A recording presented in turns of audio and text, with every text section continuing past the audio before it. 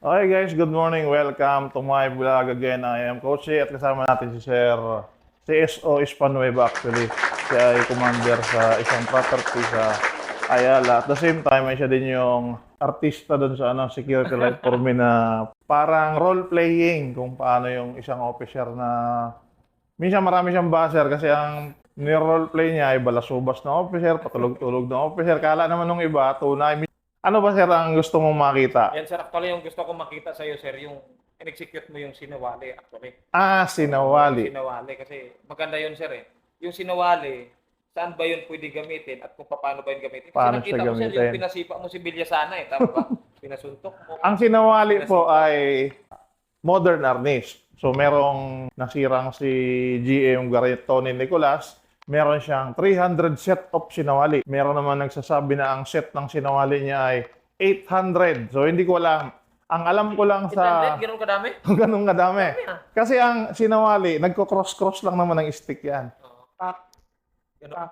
Ganun sir? tak, tak, that is sinawali. Ay, pag cross-cross yun yung Pag cross-cross, sinawali. Ilalim, ibabaw, balik. That is sa other form of sinawali. So yun yung sinawali nila. Lalo pag dinalawa natin. Pang, pang, pang, pang. So ang sinawali ko pong alam ay yung mga basic lang. Meron akong yung single sinawali dito. Ito po yung isang form. Galing siya sa balikat. Meron namang galing sa ilalim. One. Ang gamit naman ng single sinawali. Tingnan nyo yung galaw ng kamay. 1, 2, 1, 2, 1. Siyempre kung sa paluan, ang gamit ko din sa palo. Papalo ako doon. Pwede kong palo rin ka doon. Isa, dalawa. Green areas ang target ko. Balikat at tuhod. Pwede ko din namang pag halimbawa magaling siya, pag pumalo ako, sumasangga siya, pwede kong gawin ito. Uy! So, doon yung galing sa sinawali. Kunwari, nilulong. Yan, ganun siya. Ganun yung mga sinawali. Kasi ito yung galaw ng sinawali na single. So, pag sangga niya, pitik agad ako doon. So, yun din yung magiging gamit po ng sinawali para pampabilis ng mga reflexes mo. Ngayon ang tanong, paano naman kung wala yung stick? Paano kung pakikinabangan yung sinawali? Tingnan niyo po yung galaw ng kamay ha. May stick. Yan, yun yung galaw ng kamay. So pagpalo niya, 1. Then bababa siya dyan. So yun yung galaw. 1, 2. Doon mo siya pakikinabangan. Yun po yung galaw ng sinawali kung wala kang stick. Pag walang stick sir. Paham, sinawali pa rin. Tingnan. 1, 2. So yun siya. Stick. Ito po yung pag may stick. 1, 2. Sumuntok siya limbawa. Yun ang galaw ko pag may stick. Pag wala akong stick, sumuntok siya limbawa. Yun po siya. So yan po yung gamit ng sinawali. Double. Siguro mga 9 na galaw lang. Sa double yun. So, pwede mo ba ipakita yung sir, yung siyam na yung nagalaw? Yan mga idol, panoorin yung siyam na galaw at titignan natin. Ako, magbibilang pa ako. Okay, singles. Una muna ay magsisimula tayo sa una, segunda. Ano ba yung una, segunda? Yun yung chambering. 1, 2, 1, 2. So yan, ito po ang Kaya nakaslow yan mga idol kasi pinapakita ko yan. ang importante naman po dito, makabisado niyo yung chambering. Ito siya, parallel siya. Hindi siya nakaganon, hindi siya nakaganon. Hindi siya nakaganon. Lahat po yan may execution sa empty hand. Ito ay depensa, ito ang atake. So ginagawa po ito sa Juego Todo. Ano namang wigo todo sir? Yung Juego Todo ngayon, laro yun ngayon, palaro. Pero ang Juego Todo, ang ibig sabihin ng Juego Todo, ipalo mo ng malakas. Ganon siya. Ganon siya. Next is yung dos manos. Sa iba, ang tawag dito ay pasunuran. Iba-ibang sistema kasi yan. So, 1, 2, 3, 4. Iba rin. 4 na palo naman to. Ang command ko dyan ay close, close, open, open. So, ganun din po yan. Juego todo rin yan. Ibig sabihin, ang palo mo yung malakas at wide. Pinapractice ko doon na yung forms at saka yung collaboration ng kamay mo. Kasi sa arnis, palagi magkatulong yung kamay na yan. Palagi nakikialam yung kamay. Pag nahawakan daw yung arnis or yung kamay namin, lugi na. Humawak sir, nagtangka kang umagaw. Gaganunin lang yan ang kaliwa. Hawak ulit, sir. Pakikialaman lang yan, di ba? Okay. Ano yan siya? Nagtutulungan. Siya pa, sir. Wow. Nangingialam to. Kaya hindi pwede siya nakalagay lang, di ba? Bago ka May mag function siya, sir. May function. function siya lagi.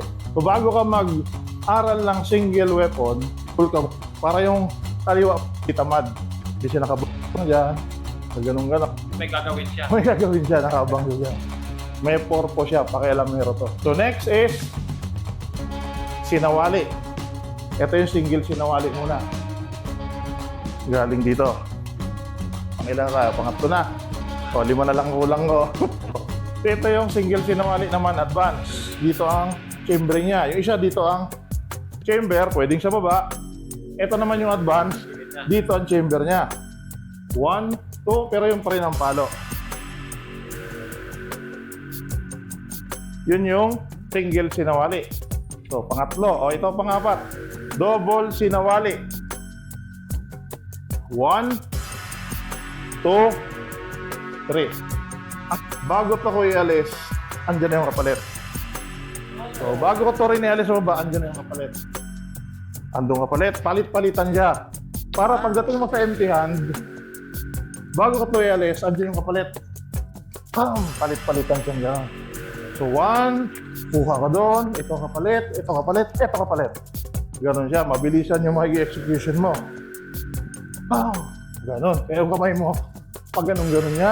Ano naman yung redonda? Ilan na? Panglima. Panlima na. Redonda po, 3 palo sa ulo. Paikot. Ang redonda galing sa Spanish term na retonda. Rotonda. Paikot. Paikot. Rotonda, di ba? Rotonda. Rotonda. Rotonda. Kaya ito yung galaw niya.